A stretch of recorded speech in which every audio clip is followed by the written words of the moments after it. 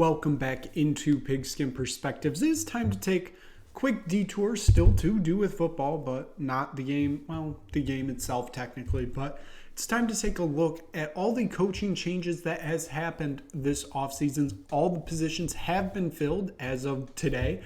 The last hiring was made official today. So we have 8 positions that were open, 8 positions have been filled. So I'm going to take a look at it, give you my kind of thoughts on each job that was open and what their coaching hire decisions were. So I did them in alphabetical order because it just seems easier that way. So the Atlanta Falcons, they decided to go with defensive coordinator of the Los Angeles Rams, Raheem Morris, as their next head coach. You told us that 2 weeks ago when it was heavily rumored that Bill Belichick would be the next head coach. I wouldn't have believed you because I would have thought Bill Belichick would be there. But the Falcons go with Raheem Morris, who is in his first stint as actual head coach. He did serve as interim when Dan Quinn was fired from the Atlanta Falcons, so not his first time patrolling the sidelines in Atlanta. I kind of like this hire. Bill Belichick seems like a more win-now type hire. The Falcons don't have that. They need a younger coach that they can kind of build around with this team. I think Raheem Morris is that. Obviously, a big question going into this offseason is who is going to be playing quarterback in Atlanta, I should say. I doubt it's going to be Desmond Ridder. I doubt it's going to be Taylor Heineke. So either you got to go get a free agent, trade for somebody like a Kirk Cousins, or you draft. And this draft, I think you have 2 good quarterbacks maybe, and they'll be gone probably 1-2 because I think Caleb Williams is still going 1 even if the Bears don't take him. I think they'll trade out of it. I think there's going to be enough value to get a similar compensation like they did last year for the number 1 pick.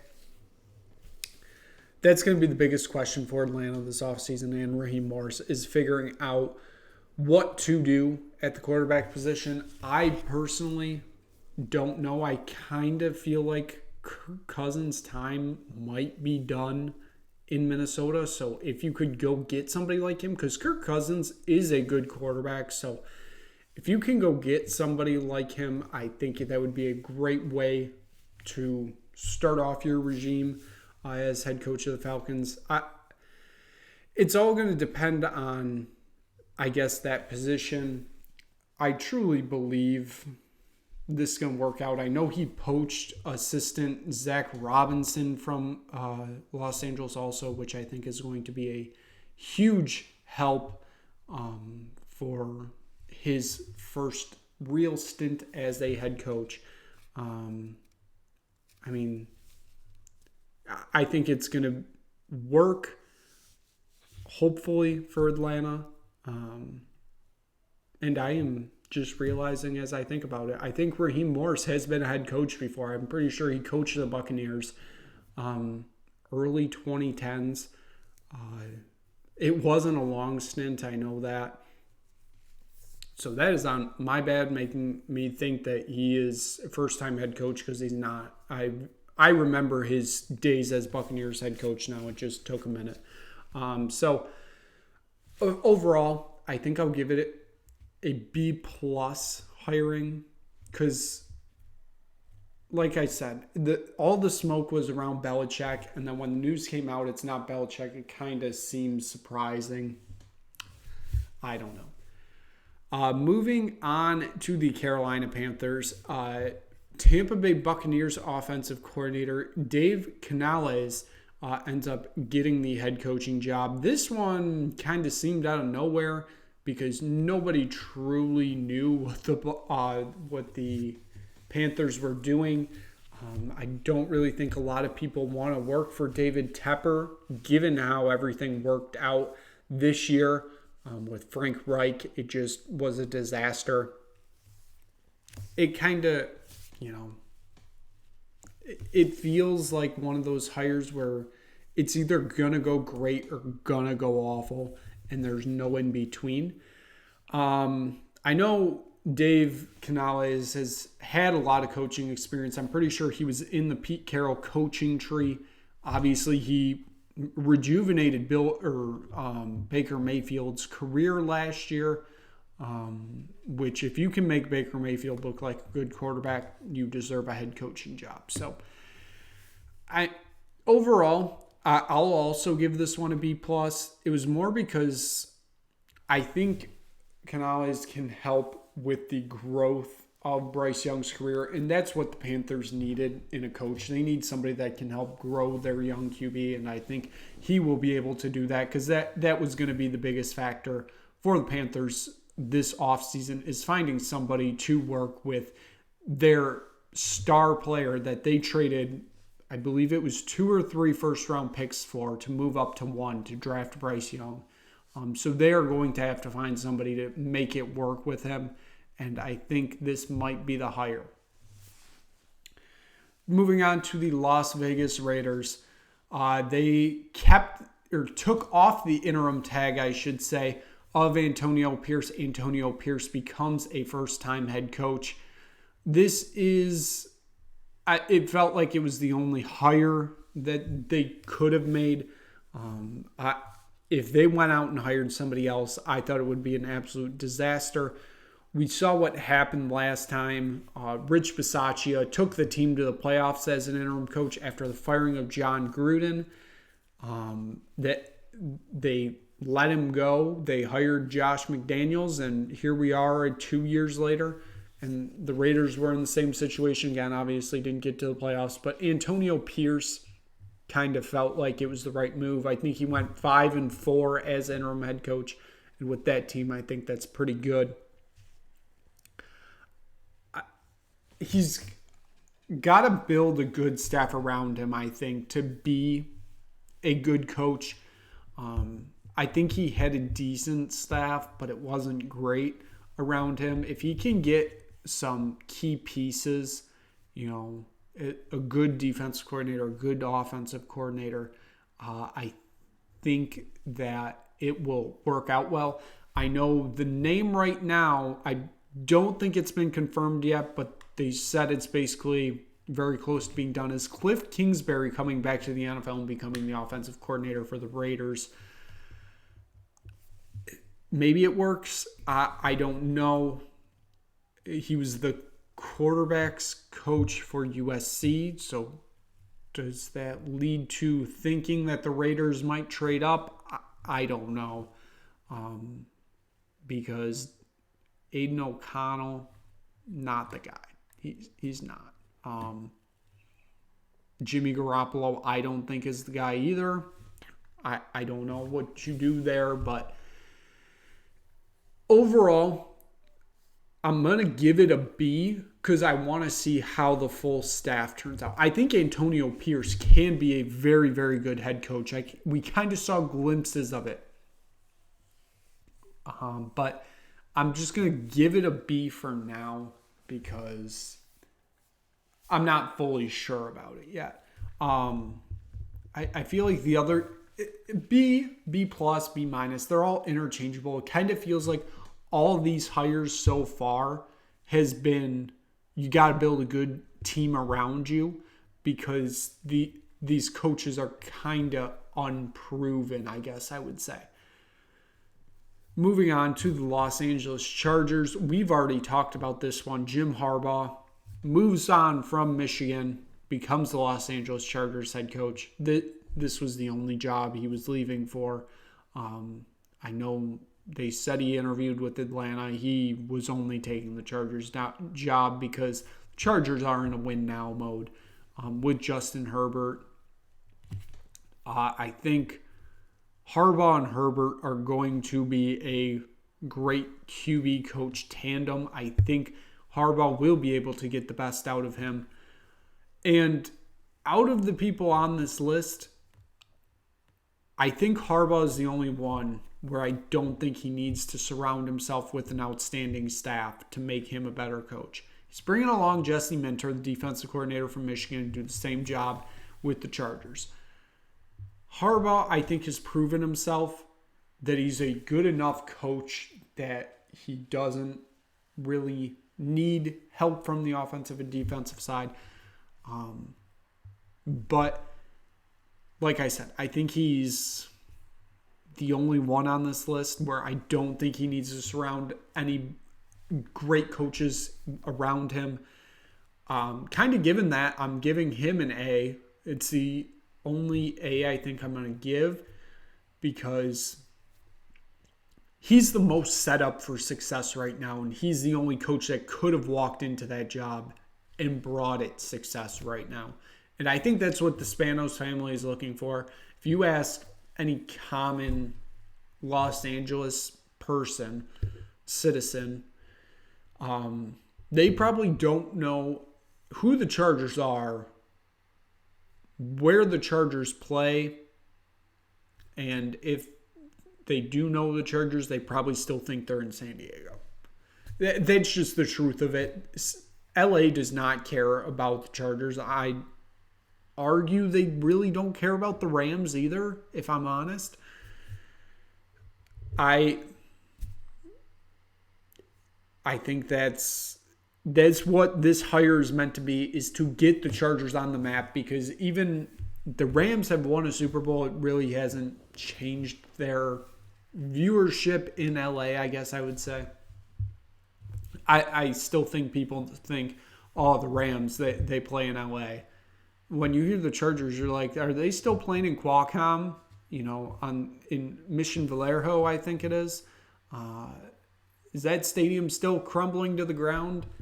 Well, no, because it's been rebuilt and it's now Snapdragon Stadium with a smaller capacity, home of the San Diego State Aztecs, because the Chargers aren't there anymore. So Harbaugh, the only one that gets an A on this list. I know that kind of spoils it for the other four, but I think it's going to work out really well for the Chargers.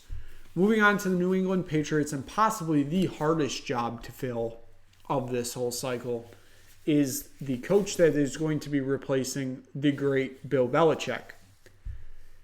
The Patriots go in-house, an in-house promotion.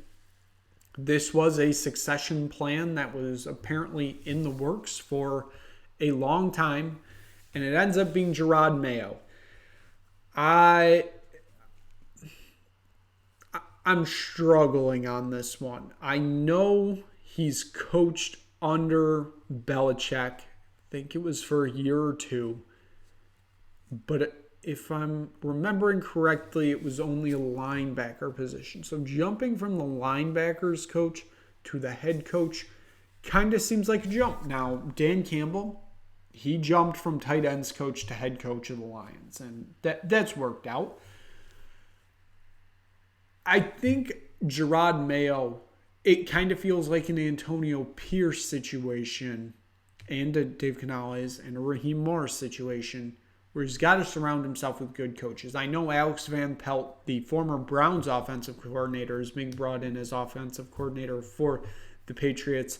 I think that should be a good move. But just like the Falcons, the biggest question in this offseason is who is going to be QB1 for the Patriots in 2024. Mac Jones very much has proven it is most likely not him. Bailey Zappi, not him. Nathan Rourke, didn't see playing time, not him. I don't know what the Patriots do at that position. I think, Belichick, the last few years, they've had really bad years. The thing about it, though, he still had great defenses. The offense was the thing that was lackluster. So Jerod Mayo gets a coach like Alex Van Pelt, which I applaud him for. Getting somebody like that, I think that's going to really help. Even though Van Pelt wasn't calling the plays in Cleveland, I think that's a good hire. I think this ends up being a B+ hire. If things go well, if things go disastrous, this could be not good because, like I said, the offense was the problem these past few years. It was not the defense. So if that defense kind of takes a stumble under a defensive head coach, not going to look great. Mike Macdonald, the Ravens defensive coordinator, gets the Seattle Seahawks job. He is the coach replacing Pete Carroll. Another one of those situations where you don't want to be the guy following the guy. And it sounded like Pete Carroll kind of forced out of the job maybe, but hey. But the Seahawks keep it defensive. Obviously, Pete Carroll was a defensive coach. They go with a defensive coach in Mike Macdonald. He had that Ravens defense rolling this year. Obviously, it didn't work out in the end, but that was what the Seahawks decided. This one, I'm going to go a B- because I really don't know if Macdonald has had enough time as a defensive coordinator, if I'm completely honest here. He was defensive coordinator at Michigan for a year after being an assistant on the Ravens, like a low assistant with the defensive side. He moves on to Michigan, becomes defensive coordinator there, leaves after a year, I believe, to become the defensive coordinator with the Ravens. I believe he had 2 seasons with the Ravens, I believe. He oversaw back-to-back top 5 finishes in scoring defense. So, that's pretty good. But he is going to be the youngest head coach in the NFL at the age of 36. Obviously, it's a youth movement in the NFL. But still, I don't know. I thought it was going to end up being Dan Quinn because there were ties there. I guess that just didn't happen. I don't know. But Mike Macdonald ends up becoming the Seahawks head coach. I'm going to give this one, B-. Moving on, Brian Callahan, the former Bengals offensive coordinator, becomes head coach of the Tennessee Titans after they part ways with Mike Vrabel, which I'm still debating on if that was even the right choice. Brian Callahan comes in. He did wonders with Joe Burrow.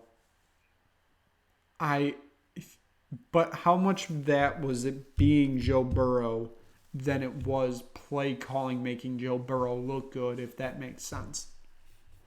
That's my biggest worry here because he is walking into a Titans job that doesn't have any great QBs. Ryan Tannehill's not good. Will Levis, not good. I don't think I know their third string, so that should tell you something, I guess. I don't know. If you can figure out something to do here,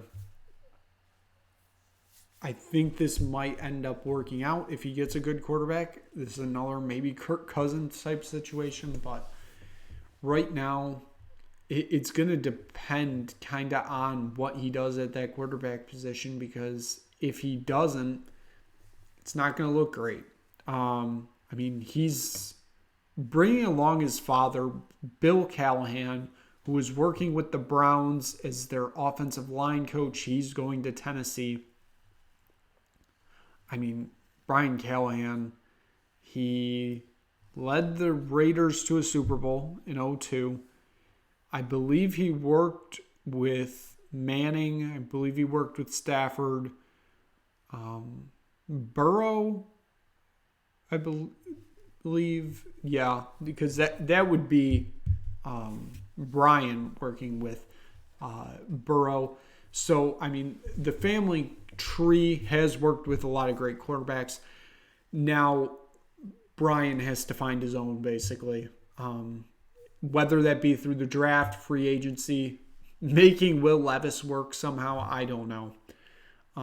This one, it's going to be a C+, mostly because I still don't agree with the firing of Vrabel. And I don't know if replacing Vrabel with Callahan is a great decision. The final position that was open was Washington Commanders. Ron Rivera let go. They bring in Dan Quinn, who is basically Ron Rivera 2.0.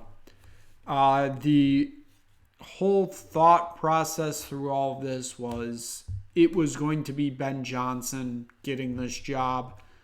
It was believed that they basically had a deal done, just waiting for the Lions to miss or get out of the playoffs. And it was a done deal. Lions obviously lose in outstanding fashion. The Commanders on a flight to Detroit to, figure all this stuff out. Ben Johnson says, nope, I'm staying here another year. Then it's leaked out to Schefter that he had too many demands, which doesn't seem true, but hey, who knows? And here we are. Dan Quinn is the head coach. Like I said, this is Ron Rivera 2.0. So, this is getting a D+ because you're going with the same thing you just fired, basically. So I don't get what we're doing here. I don't get this hire at all. So winners and losers of this whole coaching carousel. Huge winner is the Detroit Lions. They keep both their coordinators. They're hoping to run it back next year, maybe get a step further. Having everybody return, that's a huge win. Another winner, Los Angeles Chargers. I think I pretty much explained that. They're in a win-now mode, got a win-now coach, and who knows? This may be their opportunity. Big losers, the Washington Commanders. Again, I think Ben Johnson was their choice. Then he said no, and they kind of had to scramble, and they hired Dan Quinn. Another loser, I'm going to say just the group of coaches that are left without a job. Bill Belichick, Mike Vrabel, all the Eric Bieniemy. I know he's not a coach, but he's a coordinator. He was in Washington, obviously getting let go there. There are a lot of coaches out there that probably should have got jobs this offseason that ended up didn't, which I think is going to even put more pressure on coaches that are in the hot seat this year because, if you are Mike McCarthy and you blow another big lead you just blow it in the playoffs once again. Let's just say it that way. And you have, Bill Belichick who's sitting out there, free agent. Mike Vrabel sitting as a free agent. You think Jerry's going to say, yeah, I'm going to stick with you, Mike, for the rest of the, for next year, even though his contract is up at the end of the year. So I'd be worried if I was any coach on the hot seat because there are a lot of great big name talents that, could step into some shoes next offseason. But we're barely getting into this offseason, so that is going to wrap it up for this episode of Pigskin Perspectives. Thank you so much for watching. If you just stumbled across this video, we do a lot of content like this, so click like, click subscribe, tell anybody you know about it. We'll be back Tuesday, start Super Bowl preview, and until then, we will see you again next time for another episode of Pigskin Perspectives.